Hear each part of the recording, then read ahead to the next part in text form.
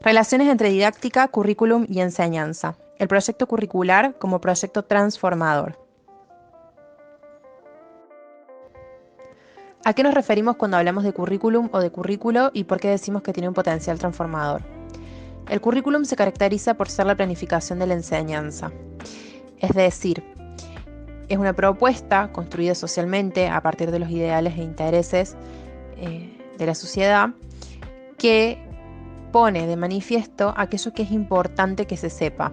Es decir, es el documento que expresa el acuerdo público acerca de lo que se tiene que saber, lo que es importante o valioso que se sepa socialmente. Por lo tanto, a partir de esta definición, vamos a encontrar que el currículum está formado a partir de dos aspectos o dos dimensiones. Una dimensión ligada a lo práctico y una dimensión ligada a lo teórico o a los aspectos formales. Por lo tanto, nos vamos a encontrar con dos campos o dos aspectos que forman parte de la propuesta curricular. Un aspecto referido a lo formal, como decíamos anteriormente, y un aspecto referido a lo práctico.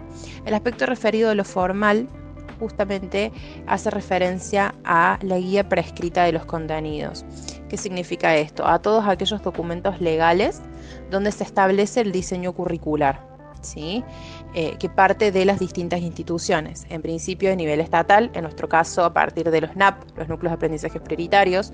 Luego, esa propuesta curricular es tomada por las provincias, modificada a partir de los requerimientos a nivel provincial, y de ahí se traslada a las instituciones que toman ese diseño curricular nacional provincial y también le colocan la impronta propia para que cumpla con las misiones de esa institución. Y así se genera la planificación o la propuesta curricular desde el lado formal.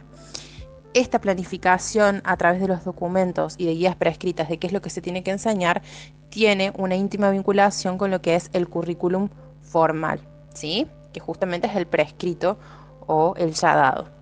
Ahora bien, la propuesta curricular no se acaba únicamente en la planificación acerca de qué contenidos hay que enseñar, sino también debe preguntarse de qué manera esa propuesta curricular se va a llevar a la práctica. Y allí es donde el currículum formal y el currículum real entran en interrelación. ¿Qué es el currículum real? El currículum real es aquel que se da en el aula. En síntesis, el currículum real es la planificación a través de la cual los contenidos planteados en el currículum formal cobran vida en el espacio áulico, ¿sí? Sin embargo, en esa puesta en práctica, no entran únicamente en juego estos contenidos a partir de esta planificación curricular desde un nivel micro de organización, sino que también entran en juego experiencias u otro tipo de aprendizajes que quedan por fuera de la planificación curricular formal. Y con esto hacemos referencia al currículum oculto. ¿Qué encontramos en el currículum oculto? En el currículum oculto vamos a encontrar todos aquellos aprendizajes que quedan por fuera de lo prescripto o lo escrito, ¿sí? Hace referencia a todo el conjunto de experiencias o situaciones que viven y aprenden los estudiantes tanto en los espacios curriculares como en los espacios extracurriculares de la práctica educativa. Por esto es que decimos entonces que el currículum no es únicamente una guía prescrita de contenidos, sino que también tiene la posibilidad de ser promotora de experiencias y de transformaciones, ¿sí? ¿Por qué? Porque entra en juego con las experiencias previas y con las experiencias nuevas que esos estudiantes van formando dentro de ese espacio áulico a partir de la dimensión sociohistórica cultural, ¿sí? No nos podemos olvidar que en estos procesos curriculares, que estos procesos curriculares están atravesados por dos dimensiones entrelazadas entre sí. La dimensión general, que recupera a la sociedad, la institución y el espacio del aula, y la dimensión particular que recupera el nivel educativo, ¿sí? Ambas dimensiones le dan una significatividad propia a esa práctica de enseñanza o a ese currículum real. Entonces, a partir de la explicación hecha anteriormente con respecto a las áreas del currículum y los elementos que entran en juego en el momento de su puesta en práctica, entendemos que el currículum no tan solo es una guía de contenidos prescriptos a seguir, sino que también es una puesta en práctica, y como puesta en práctica tiene la posibilidad o el potencial de promover nuevas experiencias a los agentes que intervienen en ese proceso de puesta en práctica. Y ese proceso de puesta en práctica no es nada más ni nada menos que el proceso de enseñanza. Es decir, el proyecto curricular cobra vida en el espacio áulico a través del fenómeno de la enseñanza. Por eso nos resulta importante continuar explicando la perspectiva de la enseñanza y sobre todo la perspectiva de enseñanza que va en esta línea de posibilitar nuevas experiencias o la transformación de las experiencias previas que ya traen esos estudiantes al espacio para que de esa manera el currículum cobre vida y tenga la posibilidad de promocionar nuevos aprendizajes. Y llegamos a este punto. ¿Qué es la enseñanza? Bueno, Contreras dice que es una práctica social, es decir, que responde a necesidades, funciones y determinaciones que están más allá de las intenciones y previsiones individuales de los actores directos en la misma, necesitando atender a las estructuras sociales y a su funcionamiento para poder comprender su sentido total. Tiene algunas características. Es intencional, pero es intencional porque tiene intencionalidades que guían la acción y se desarrolla en una dinámica social extensa y compleja, pero no de un complejo de dificultad, sino de la complejidad que plantea Morín, que estamos atravesados por situaciones complejas.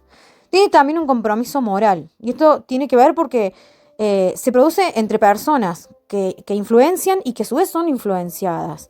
Entonces, lógicamente que implica un alto grado de involucramiento. Y bueno, y Feldman lo que plantea es, de alguna manera, que su objetivo es que al final del proceso 2 personas sepan lo que al comienzo solamente sabía uno. Esto, obviamente, que hablando de forma metafórica, porque las aulas son casi siempre de concurrencia masiva.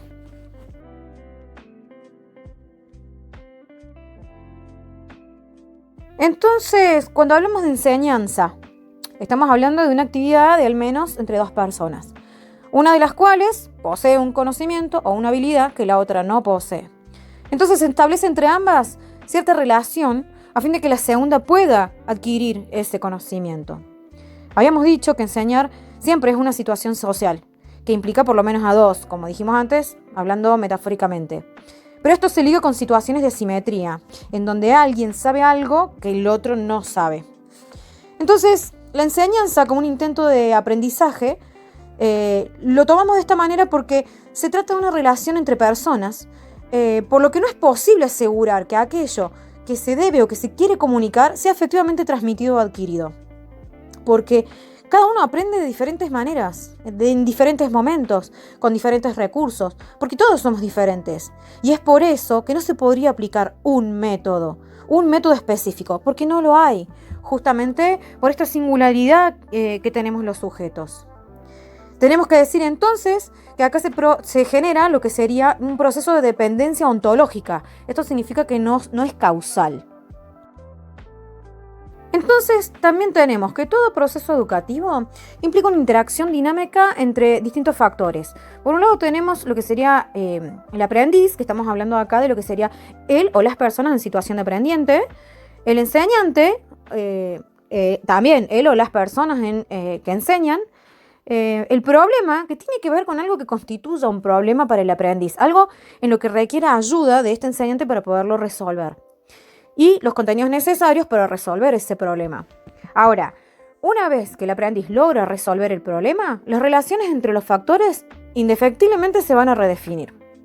Entonces tenemos como objetivo de la enseñanza, por un lado, construir experiencia, pero por otro lado también tenemos esto de dotar de habilidades a los estudiantes para que en función de sus bagajes de conocimientos que ya traen, más los contenidos nuevos adquiridos, puedan con esto resolver nuevas situaciones y problemáticas que se le vayan presentando. Entonces, la situación de enseñar y aprender como procesos promotores de nueva experiencia no puede reducirse a una diada como la de docente-alumno, o a un triángulo como docente-alumno-contenido o saber, sino que supone la interacción de un aprendiz, de un docente, de contenidos culturales y además de problemas en contextos determinados. Tenemos que entender entonces que esto rompe con la didáctica clásica. Ahora bien, ¿de qué se trata la didáctica? La didáctica se caracteriza por ser aquel campo teórico proveniente de las ciencias de la educación que tiene como objeto de estudio las prácticas de enseñanza. a través de una dimensión explicativa y proyectiva. Explicativa porque busca comprender y teorizar acerca de esos procesos de enseñanza-aprendizaje en pos de aumentar la eficiencia de los mismos. Y proyectiva porque a través de esta dimensión cumple con su función de intervención social, ¿sí? A través de esta dimensión propone estrategias o destrezas para estos procesos de enseñanza-aprendizaje. Pero siempre es importante desde la perspectiva de la didáctica general, es decir, de la didáctica actual, recuperar este concepto o esta dimensión teórica que tiene la didáctica a partir de la investigación de las prácticas de enseñanza para que no quede reducida solamente a una ciencia aplicada o instrumental. Dentro de la didáctica reconocemos dos paradigmas, el paradigma clásico y el de la actualidad. El primero proponía la enseñanza y el aprendizaje como fenómenos causales dependientes del uno del otro, es decir, se proponía el seguimiento de un solo método de enseñanza que, al ser bien aplicado por el docente, producía en consecuencia el aprendizaje de los estudiantes. Desde esta línea teórica, la didáctica es una herramienta orientadora de la enseñanza, reducida a un carácter instrumental. A partir de lo mencionado, observamos que la enseñanza como promoción de aprendizajes rompe con la didáctica clásica, ya que propone procesos de enseñanza-aprendizaje complejos en los que intervienen múltiples factores y agentes en permanente relación. Así, la enseñanza desde esta perspectiva se constituye como una práctica interrelacionada que incorpora una planificación curricular compleja, incluyendo las estrategias y teorías de la didáctica actual, en pos de la promoción de aprendizajes como experiencias significativas. Es decir, a partir de la interacción de estos tres factores, se promueven procesos de enseñanza-aprendizajes diversos, críticos y situados que posibilitan el intercambio experiencial y el constante análisis acerca de las prácticas de enseñanza.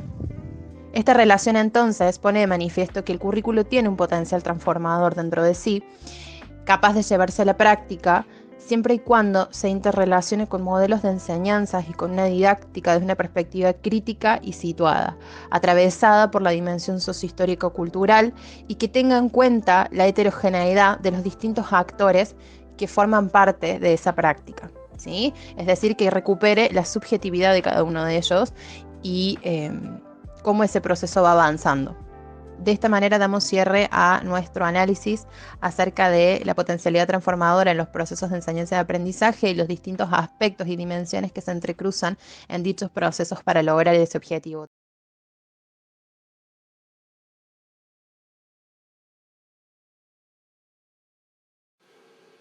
¿A dónde está el secreto? Acá. En el pensamiento. Ustedes tienen que pensar, elaborar todo para que no falle lo que van a hacer. Hay muchos para qué de la enseñanza, porque hay muchos sentidos. Atrás de la enseñanza de distintos profesores hay distintos para qué lo están haciendo. Ajá, y el barco entonces necesita mucha agua. Sí. ¿Nosotros podemos tener barco acá? ¿A dónde? Mar.